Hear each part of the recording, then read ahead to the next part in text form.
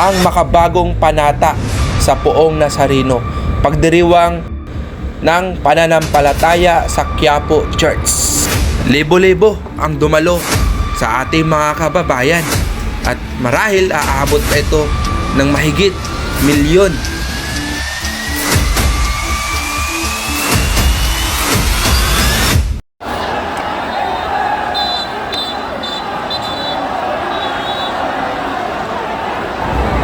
Sa gitna ng makulay na kultura at tradisyon ng Pilipinas, isa sa pinakakilalang panata ng panata sa Poong Nazareno sa Quiapo Church. Taon-taon, libo-libong deboto ang naglalakad at nagpakumbaba sa harap ng imahin ng itim na Nazareno upang ipahayag ang kanilang pananampalataya at pagsasalamat sa mga biyaya na kanilang natanggap. Sa vlog na ito, talakayin natin ang kahalagahan at kahulugan ng panata na ito para na rin sa mga kaugalian at ritual na kasama nito. Number 1, kasaysayan ng panata ng Poong Nazareno. Ito ay nagsimula sa pagsalaysay ng kasaysayan ng panata ng Poong Nazareno. Isama na ang pangunahing detalye tulad ng pagdating ng imahe ng itim na Nazareno sa Quiapo Church at ang unang taon ng pagdiriwang ng panata. Pangalawa, paghahanda at paghahanda. Isama ang mga detalye tungkol sa paghahanda ng mga deboto para sa panata, tulad ng pag-aayuno, pagdarasal at pagsusuot ng mga maroon at itim na damit.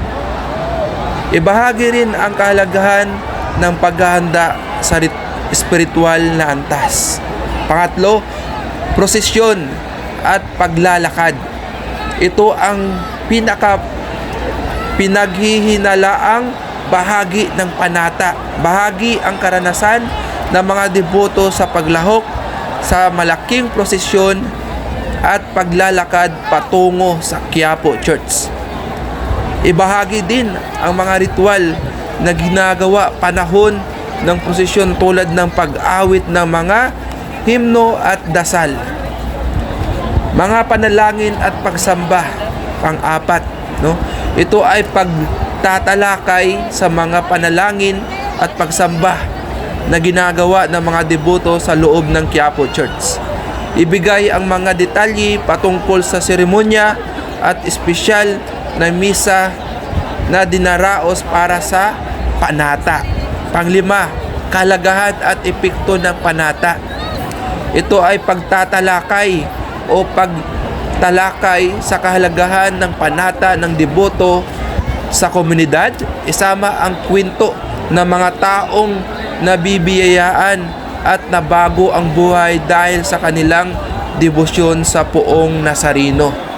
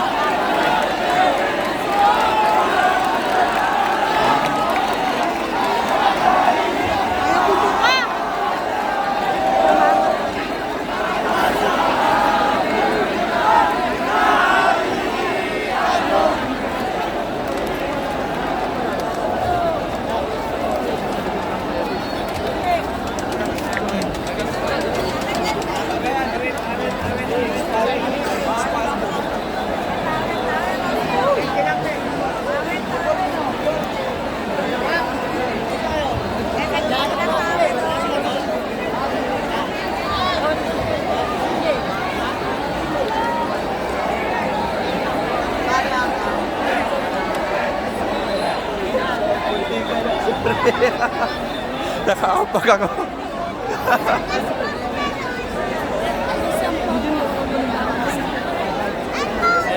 Dulo lang.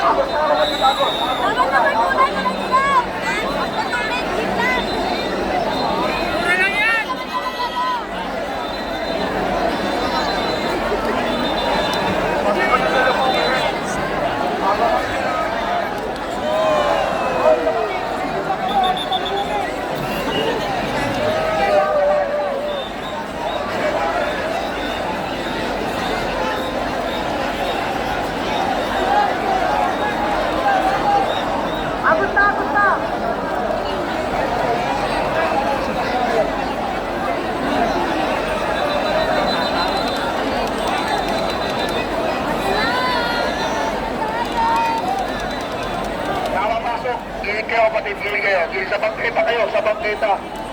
Para makadaan kami na maayos. Sa lubungan.